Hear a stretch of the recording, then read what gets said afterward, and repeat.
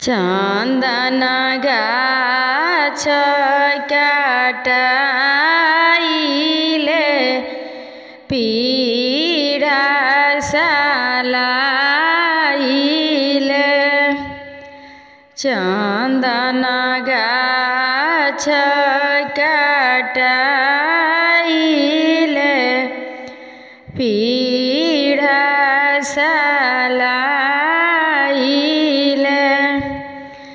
अरे माई ताई पीढ़ाई बैठिले महादेव डमरू बाजाइले अरे माई ताई पीढ़ाई बैठिले महादेव डमरू बाजाइले सुतल गौरा डेराई उठे अवरुचियाई उठे सुतल गौरा डेराई उठे रुचिहाई उठे अरे माई कहवा में बाजेला डमरुआ डमरुआ देखे हम जइबो अरे माई कहवा में बाजेला मरुआ देखे हम जइबो एतना वचन सुनहि मांचल राजा अवरु माए नारानी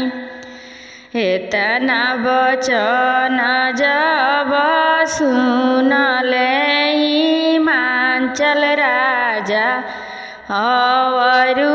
माए नारानी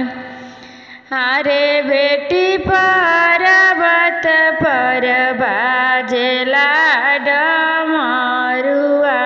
डमरुआ देखे जनी जाऊ अरे बेटी पर्वत पर बाजेला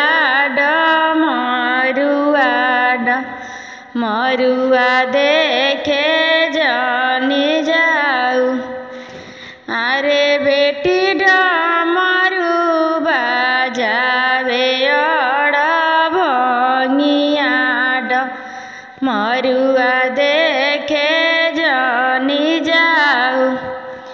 अरे बेटी डमरू बाजावे अड़भंगिया मरुआ देखे जनी जाऊ एतना वचन सुने गौरा देई पापा से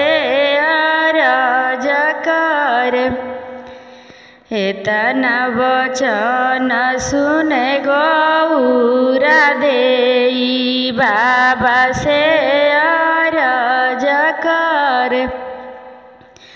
अरे बाबा ब्रह्मा जी के लिखल नसीबवात केहू ना मिटावेला अरे बाबा ब्रह्मा जी के बनावल जोड़ियात केहू ना मिटा